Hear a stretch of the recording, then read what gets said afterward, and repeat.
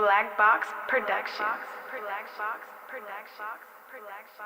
Okay, so what's the first conversation with Suge like? How does it start unfolding? I had told everybody, the news and everybody was prepping that Suge would be home in 90 days. He'll be home from prison in 30 days. I told everybody in my circle, I'm going to break my neck to meet that nigga within the first 30 days that he get out. Promise you I'm going to meet him within 30 days. However, when he actually paroled, I didn't put no effort into meeting him. It was kind of like just was talking. However, the way the universe had it, before he was out 30 days, somebody called me and said, Suge want to meet you. And that was my homie Big Ant. And so when I got to, they happened to be at the Red Lobster waiting on me when I pulled up.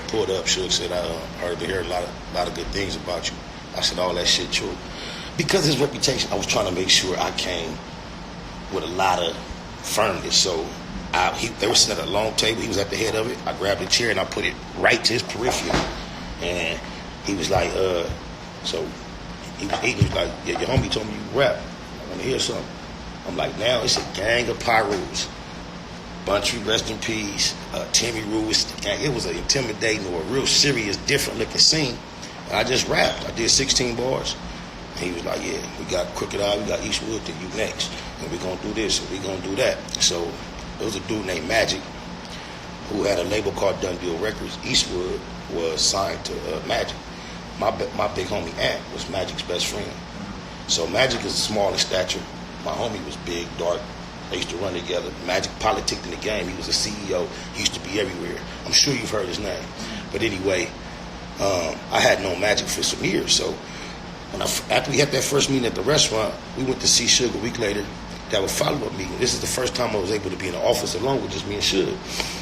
And so we went into the office. He said, since we're gonna do this deal, I think it'd be fair if you let Magic and your homie Ant manage you.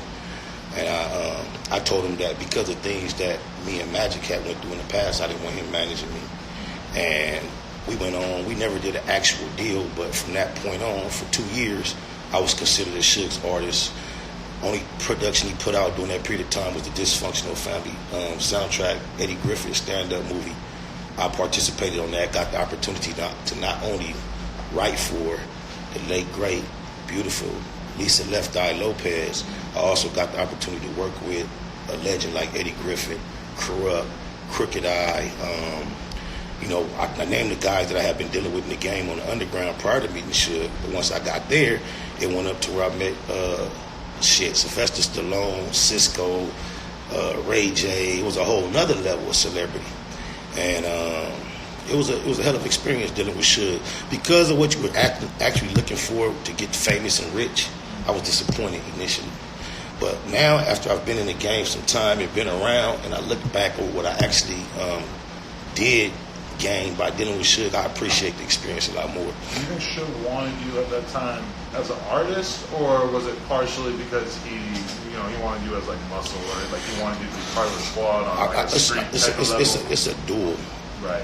A dual desire. The reason why I was called is because while my homie Ant Magic was having a meeting with Suge, he described what type of artist that he was looking for, and he actually stated, I don't want nobody, I gotta go to his hood and save him from his homies.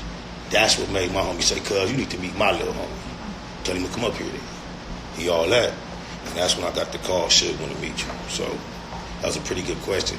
Definitely, if I had just showed up and being that nigga from my set, I don't know if I would have been able to saturate myself over there. But you got to be able to impress Crooked Eye with your lyrics, right. First of all. Shout out Crooked Eye for the word beautiful too, since his name came up. Yeah, one day we was in the studio session at Death Row, and he's kind of on the smart side. I don't want to use the N-word, the one that ends with a D. But if you know Crooked, he's kind of, so he came up, and even though he's a gangster rapper, he came over my shoulder in my ear one night. He was like, hey, I got something for you. I can't really use it. It's a word. I'm like, what's that? Like, beautiful. I'm like, oh, that's hard. So I just kept it in the back of my head for years. It's just been there. And the time came where I heard, first, before I heard the beat, I remember it being in the airport. I don't know if it was what the airline was, but all the waiting seats were blue. And it caused me to write like 4 bars in the blue booth on the blue mic, whatever.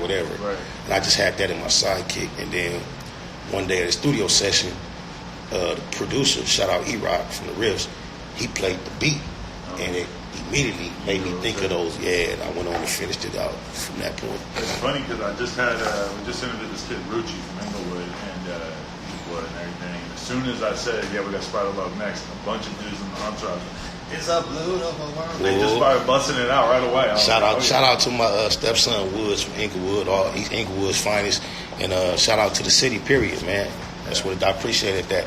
And I want to salute the Red Rags of Inglewood for getting the form painted back red. Y'all was cold for that. I don't know how y'all pulled it off. I appreciated why it was true blue, but they did that like, nah. We got to get just a paint job and just the whole form. Yeah, the general Great Western Forum all my life had been red. For like the last decade, they had painted it blue. Right. It's red again. That's beautiful. It's beautiful. Yeah. Okay, so you're doing your thing in the whole death row operation and shit, but are you sort of perceiving it go downhill the whole time? Yeah, I realized that, and I had to actually, after about 2 years, approach Suge with this conversation. Like, I'm realizing it's more of a detriment to me to be associated with you than a benefit. And the reason why I had to approach him is because, shout out John, who was running his website at the time. I had my own section as an artist on Suge's website. Right. And I wanted my image to be taken down so I could go pursue other opportunities. I don't want nobody to say, Suge got you up there as artist. So I asked John to take it down, and John was like, yo, I can't do that without somebody from the office telling me, Spider. So you got to have somebody from the office tell me. So I had to swallow that big-ass lump in my throat, not only because of who Suge was, but it's like, at this time of my life, I didn't know Shake Suge. That's the biggest thing I could imagine being affiliated with in a game. Being from where I was, with the knowledge that I knew, the network that I had. Like I told you the names I knew before that, so I'm thinking, how do you let go of this? But also, it's like right now, everybody knows that Suge, like whatever, in terms of being a businessman and shit, that he's somebody you might not necessarily want to work with. Did you get that vibe at the time? Were you slowly realizing, like, maybe this is not a safe or healthy business arrangement? I didn't have enough business savvy to actually be scared of his business. He just never kicked any real money up. Right. So I got tired of being around, struggling, being broke, hoping and waiting on something to pop. So that's the only thing bad about his business, that I was able to, you know what I'm saying, to see. I never really got to see. I never had nothing that we were supposed to split, and he tried to take too much, or it never got to that. I know at one point, I realized I wasn't signing shit, so it was only so much you could expect. But I did feel like everywhere else I went, that the reception he was getting wasn't that grand. So eventually, like I say, I had to let him know I need to be taken off your website. And surprisingly enough, you know, he didn't resist at all. Wished me well.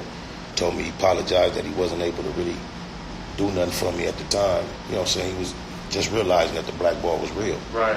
You know what I'm saying? So everything he thought he was going to come home and just do was all getting kicked to the dirt. So he was like, you know, if I do get it popping before you get it popping, the door is always open. Right. Had no idea that I was going. I can't really remember how long it was before I met the New York dudes. But how long till you met 50? It was a very short period of time, but I had no idea that was going to transpire. Do you think that 50 and them, were they people that you straight up would have had beef with off rip? Like you were aware of that while you were still with Suge? Man, let me tell you something. Had Suge been on point, there would have been beef, because at one point, me being on the back burner, being frustrated over there right before I had to get at Suge about letting me go, Suge actually approached me and the Booyah Tribe.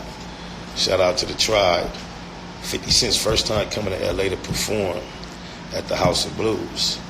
And Suge wanted us to go in there with some of our little homies, purchase like champagne bottles.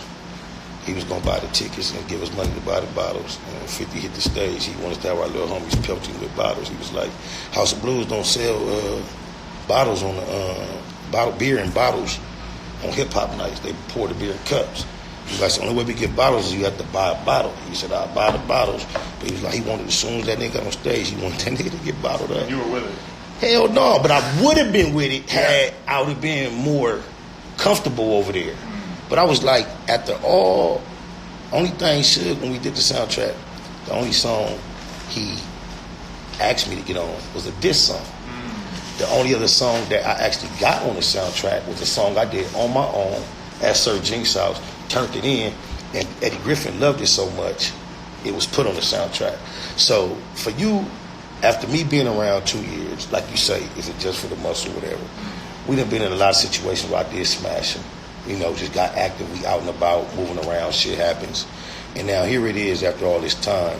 As much as I wanted to get my feet wet in the game, you call us to the Beverly Hills Hotel, we thinking it's time, because the Booyah Tribe, they have the same type of spirit.